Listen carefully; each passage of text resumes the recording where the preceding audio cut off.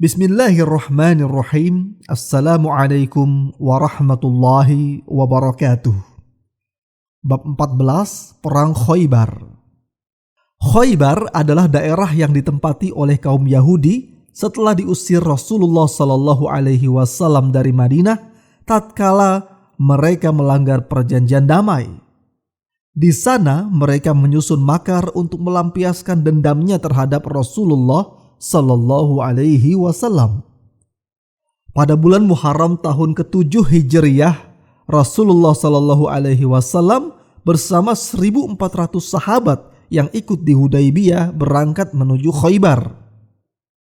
Sepulangnya kaum muslimin dari Hudaybiyah, Allah Subhanahu wa Ta'ala menurunkan ayat sebagai janji kemenangan darinya dan perintah untuk memerangi Yahudi di Khaybar. Allah Subhanahu wa Ta'ala menjanjikan harta rampasan yang banyak kepada kaum muslimin. Sebagai pendahuluannya adalah harta rampasan yang mereka peroleh pada perang Khaybar itu. Adapun orang-orang munafik, tatkala mereka mengetahui para sahabat akan menang dan mendapat rampasan perang, maka mereka pun ikut dalam peperangan tersebut supaya mendapat bagian dari harta rampasan. Orang-orang munafik dilarang ikut berperang karena Allah Subhanahu wa Ta'ala telah mengkhususkan rampasan perang Khaybar hanya untuk orang beriman sebagai balasan jihad, kesabaran, dan keikhlasan para sahabat yang ikut di Hudaybiyah saja.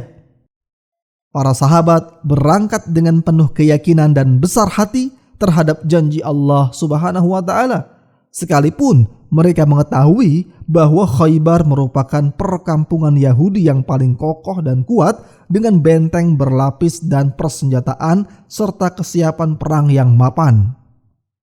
Mereka berjalan sambil bertakbir dan bertahlil dengan mengangkat suara tinggi hingga Rasulullah SAW melarang mereka dan memerintahkan agar merendahkan suara sebab Allah Subhanahu wa Ta'ala Maha dekat bersama kalian, tidak tuli dan tidak jauh.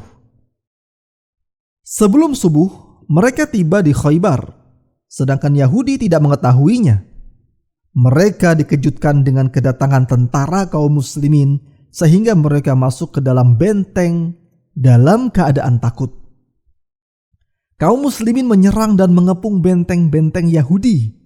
Akhirnya, Yahudi Khaybar berhasil dikalahkan dan kemenangan mutlak berada di tangan kaum muslimin.